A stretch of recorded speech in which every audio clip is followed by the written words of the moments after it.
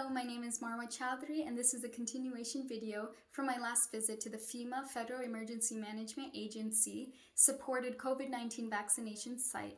Due to some weather issues, I had to continue the video at home. But as I was saying, this video pertains to the issue of public health and personal liberties dilemma throughout this global pandemic. The CDC is the Center for Disease Control and Prevention, and they state that fully vaccinated individuals are still highly susceptible of being infected by the coronavirus because no vaccine is 100% effective.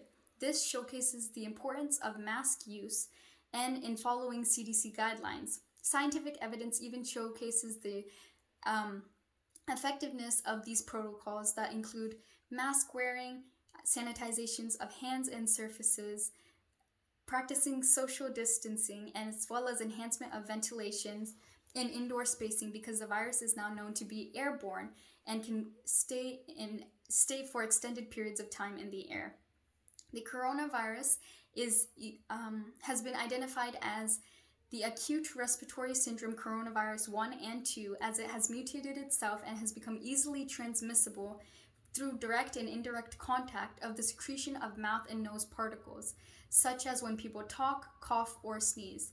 The chances of getting coronavirus can be diminished through the use of mask wearing, as it diminishes the chances of spreading this illness as well as obtaining it from others.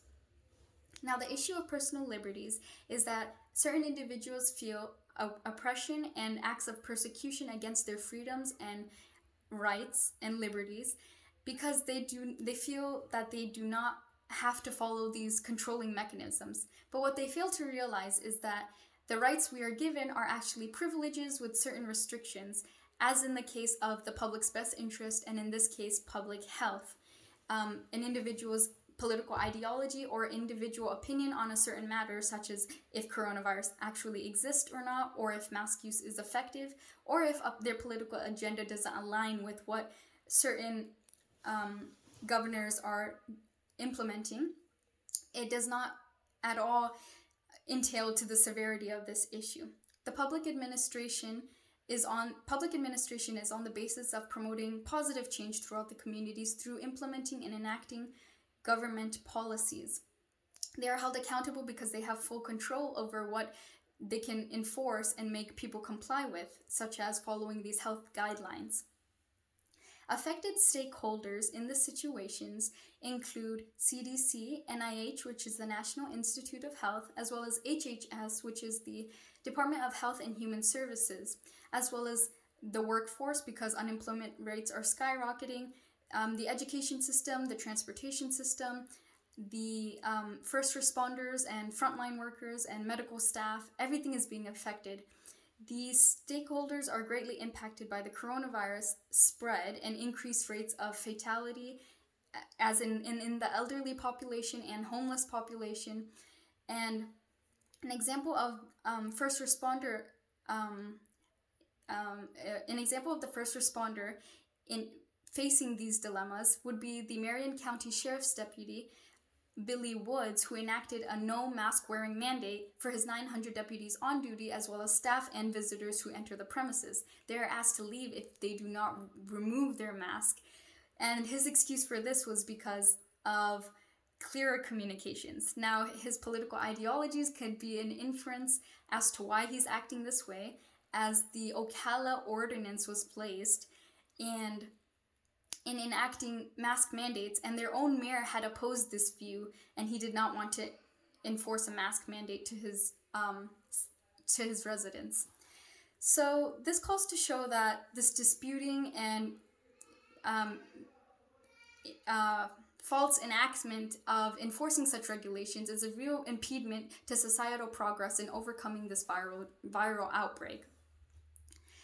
Possible policy solutions can include state governors enforcing mask mandates and promoting regulations of businesses to ensure that citizens are following these protocols, as well as retribution for disobedience. This can go through penalties and fines, as well as imprisonment for not obeying the law or the regulations that have been put in place.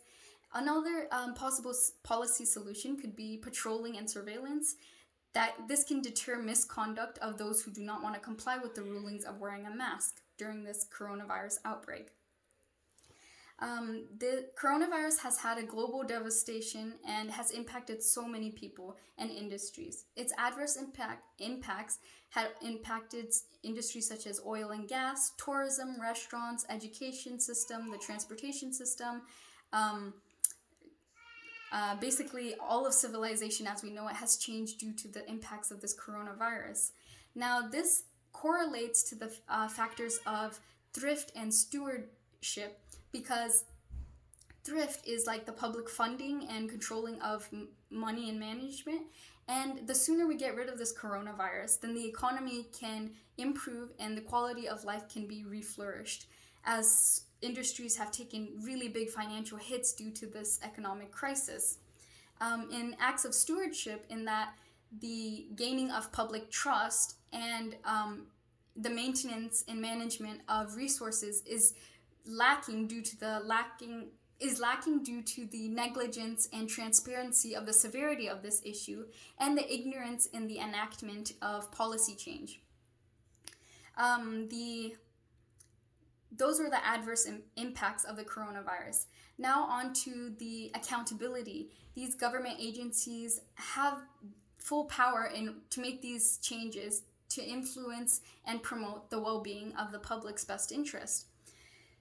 Now, CNN reports that the president has no legal authority to enforce a nationwide mask mandate, but President Biden's public health campaign promotes the use of mask wearing mandates, and he also encourages state governors, city councils, and mayors to enforce such policy changes. Now, it's up to those leaders if they are willing to contribute to this cause, and a lot of them aren't. This calls to show about the personal liberties dilemma, because many people feel that they shouldn't be controlled and they shouldn't be told what to do. But when it's in regards to the public's best interest, is undisputable. I mean, to believe that this is a tread on an individual's freedom is absolutely absurd, because this is a issue of public health and not an issue of civil liberties.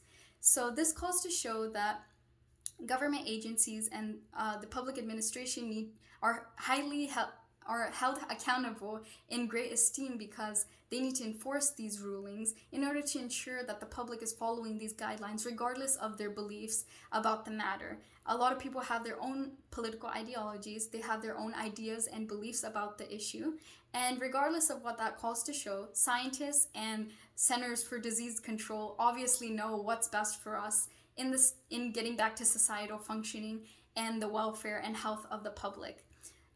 This is information I'd like to share with you because this is an interesting topic and very controversial, but I feel that personal liberties should not be a concerning factor despite all the obstacles and hindrances that are caused by these freedom fighters. I mean, the sooner we get rid of coronavirus, the sooner we can take off these masks and their freedoms can be restored. So I think it calls to show that the use of mask mandates and the enforcement of government policies really need to be taken place in order to ensure further progress in diminishing the cases of the coronavirus. Thank you.